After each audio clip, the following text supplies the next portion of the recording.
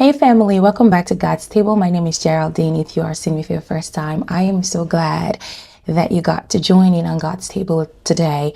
I want to talk about something that is deeply personal yet incredibly universal for believers. Those moments, those undeniable moments, unforgettable moments when God pulled you out.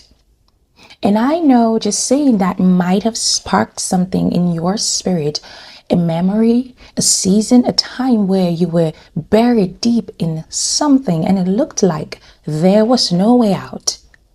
But God. Let's talk about it for a second. Throughout Scripture, God consistently tells his people to remember, not just as a mental note, but as an anchor, a way to stir up faith when the present looks uncertain and the future looks blurry. Our first scripture today comes from the book of Deuteronomy, chapter 7, 18 and 19. It says, "But do not be afraid of them. Remember well what the Lord your God did to Pharaoh and to all Egypt. You saw with your own eyes the great trials, the signs and wonders, the mighty and the outstretched arm with which the Lord your God brought you out." God was saying, do not forget what I did before, because I am the same God.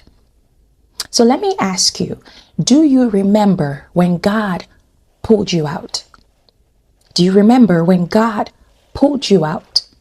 Do you remember when you were drowning in anxiety and somehow peace found you? Do you remember when you had nothing left in your bank account, but provision showed up in the most unexpected way? Do you remember when heartbreak almost crushed you, and yet you're still here? You're still healing. You're still breathing. You are stronger. Do you remember? Do you remember? Now let's not push past the pit. Because if we're honest, some of us didn't just trip and fall. We lived in the pit. We decorated the pit. We were comfortable in our dysfunction. And yet, the hand of God reached down and said, "This isn't where your story ends." The book of Psalms chapter 41 and 2 says, "I waited patiently for the Lord to help me, and he turned to me and heard my cry.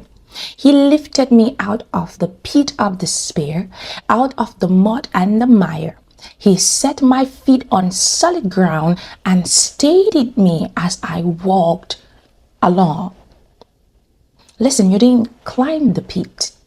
You didn't climb out of the pit. You didn't work your way out. You didn't manifest your way out. You were pulled out. God pulled you out by grace, by mercy, by divine intervention. You were pulled out. And I want you to hear this clearly. If God did it before, he can do it again. In fact, he intends to do it again. God intends to do it again for you.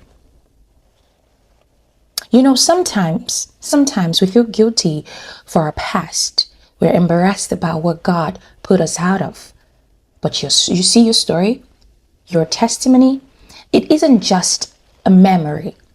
That is a powerful message. The book of Revelation chapter 12 and 11, and I love this verse, it says, "They triumphed over him by the blood of the Lamb and by the words of their testimony." Your testimony is a weapon.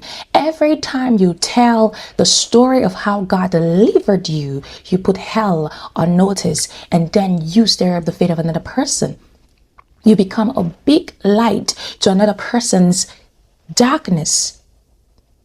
It shines and the person can see what the Lord is doing in their own lives, and the person can have faith and hope to hold on. That is how powerful your testimony is. Whenever you remember what he brought you through, It stirs up faith for where you're going. It stirs up faith even in you for where you're going. So don't hide your story. There's so much power in your pulled out moments. There is so much power in that moment where God came and pulled you out. Now I want to talk to the person who's been in a waiting season. You've been rescued, but you're still waiting. You're waiting for a breakthrough. You're waiting for direction. You're waiting for healing. And maybe you are wondering, did God forget me? But let me encourage you with Isaiah 46:9. It says, remember the former things, those of long ago.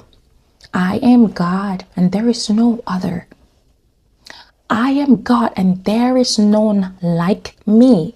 The same God who pulled you out back then is the same God that is walking with you right now.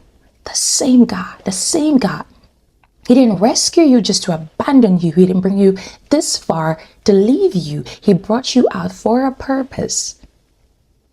He brought you out for a good purpose. So don't settle. Don't shrink back.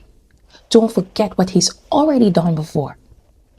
Because God intends to do it again and again and again and again and again.